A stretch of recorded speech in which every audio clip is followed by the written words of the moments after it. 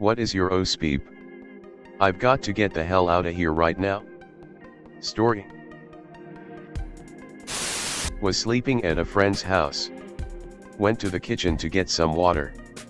Her father hugged me from behind. I was 14. I guess. Never went to their house again. When I was 15, I went to a friend's place.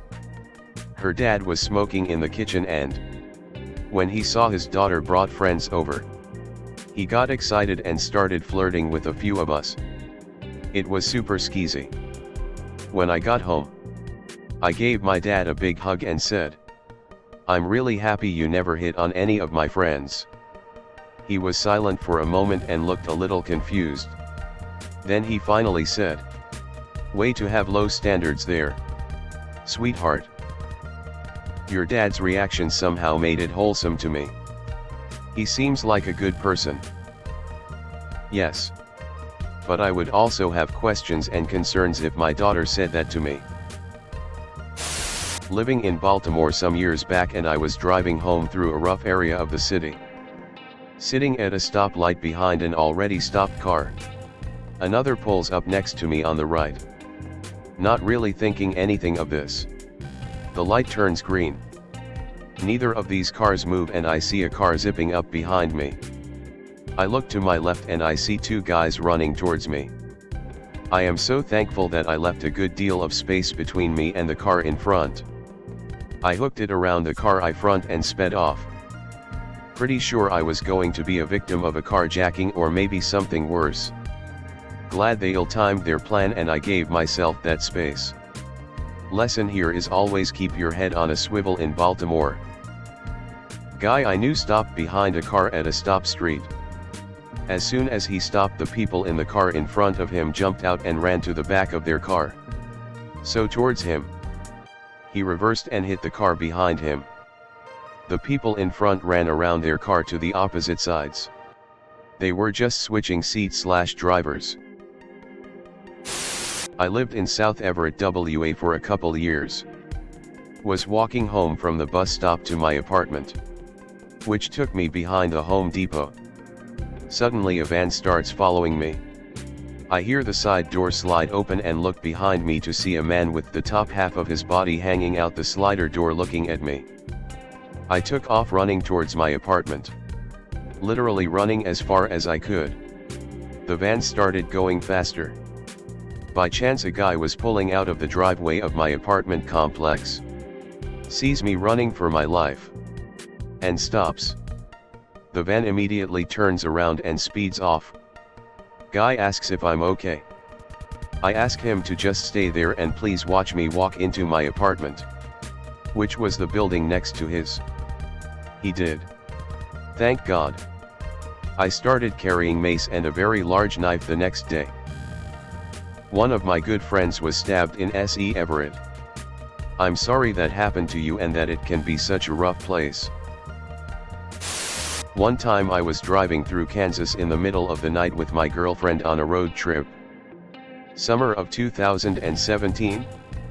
We had issues with the car breaking down in Nebraska. And were spudding along until we reached Colby, Kansas and waited for night so the roads were less busy. As we were driving along, not Highway 70 but just south to stay off the highways, a semi caught up to us. The car didn't want to go past 50 to 60 miles per hour. And I didn't want to push it and break down. Needless to say, I was going too slow for the semi-truck. For about an entire hour this guy is riding my ass. Flashing his lights, etc. Never honked his horns though. I would slow down and pull off to the side a little bit to let him pass, but every time I did he would slow down too and give me a ton of space. It's now about 2 to 3 a.m. We are in the middle of nowhere coming up close to the border of Colorado. He is still constantly riding up to my ass and turning his lights on and off again. We finally come across a gas station and pull over to a pump on the right side. I cannot emphasize how literal I mean by middle of nowhere. It's flat deserts forever in all directions. It's an empty shell gas station that is closed and dark AF. We hope the truck will just pass us and we pretend to pump gas. This beeping truck slows down all the way and stops right there on the road next to us.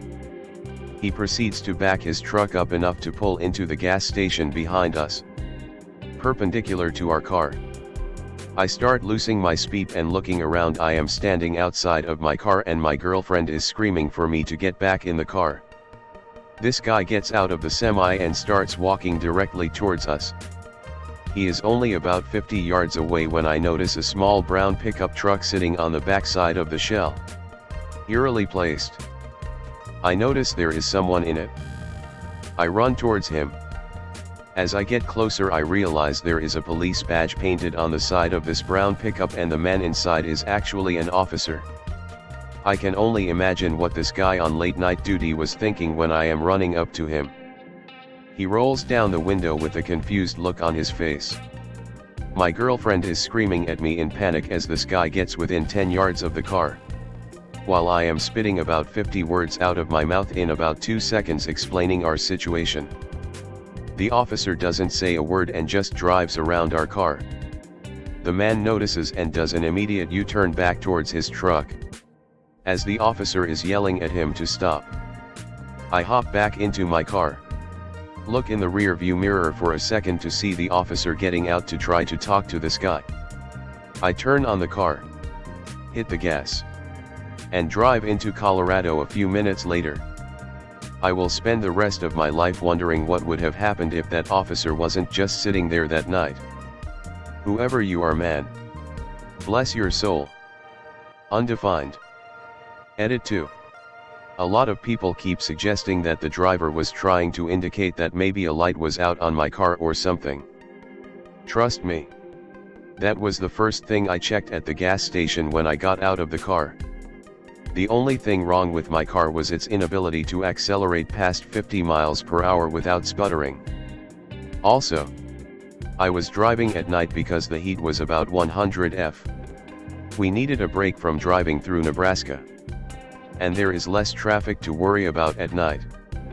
We didn't get the car fixed right away because we needed to get to a gig in southern Colorado that weekend, which made us enough money to fix the car.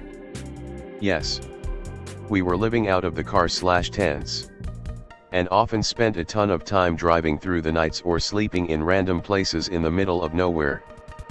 Also, this took place in Sharon Springs, Kansas, and the shell is now a Phillips 66, or at least according to Google Maps. I'm from Kansas. Can confirm that part is very middle of nowhere. Glad you were able to live to tell the story. I was driving north on I-65 in the middle of Indiana. The sky was getting dark. The wind was picking up. It started hailing. I turned on the radio to hear that a tornado was nearby. I determined it was behind me going from SW to NE and about to cross over the interstate. Other cars were driving slow or pulling over because of the rain and hail. I was hauling ass to get away from there. I go through a tornado video binge every couple years, and recently learned that sometimes the tornado will just blend in with the other clouds or darkness such that you might not even know you're driving towards one. So scary to realize that you can not even know it's right in front of you. Undefined. Also, I checked out Pecos Hank, and I'm watching his 2020 summary while I eat my lunch. Thanks to all those who recommended him. He's the type of quality storm chasing content you want. I figured I'd mention as well that I've never seen a serious tornado in real life, except 3 pretty cool waterspouts on a lake here in BC when I was a kid.